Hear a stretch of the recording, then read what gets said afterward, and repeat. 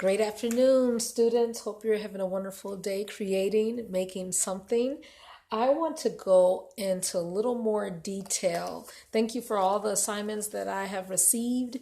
I have had a great time grading so many of them, but I want to talk about perspective today because this is what's going to heighten our drawing skills, our art skills, to promote it from new pre-K to like high school level, right? It's all about just being patient with yourself and not assuming like, oh, I know how a car looks or I know how to draw a house. No, but you're training your eye to actually look and see the details and being patient with yourself. Okay, so for example, we know about the Starry Night Van Gogh with the cypress tree and the steeple and the houses in the back.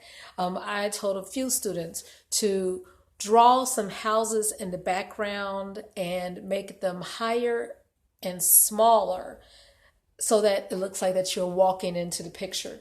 Another painting besides the Starry Night, Vincent van Gogh's, like I said, Marc Chagall really admired Vincent van Gogh, and we know that he was a dreamy painter.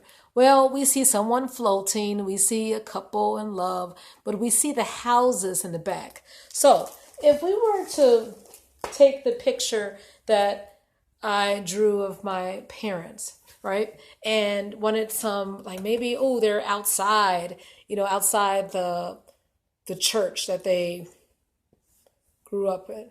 What you would do is you would draw the house higher and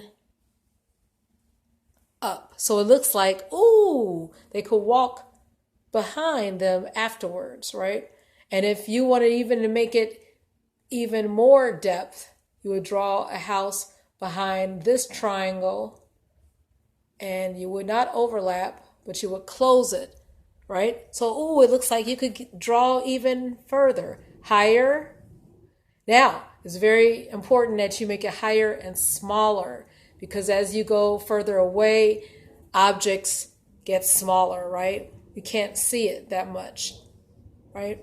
So, this is a way to draw perspective. This is the background, and what's close to us is the foreground. And if we want to even make it smaller, right?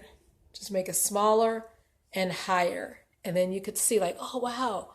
And then if you wanted something up close, bigger, you make it bigger and lower, right? So it look like it's something closer, okay? So we will want you to add that type of perspective interest. You could do that with trees. You could do that with any object.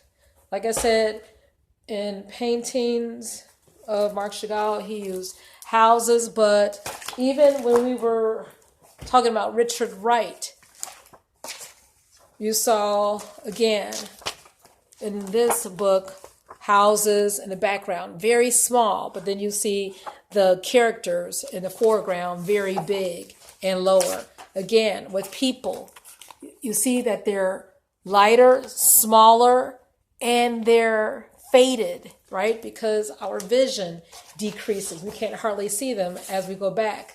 Same thing. It doesn't have to be like perfect painting. But again, this is a figure. Higher, smaller, lighter, faded. And again, this is Richard Wright thanking a person who let him borrow books. So let's practice that perspective for today. And send it to me with the paintings that I've already, or drawings that I've already assigned, okay? Happy creating, and we'll see you soon.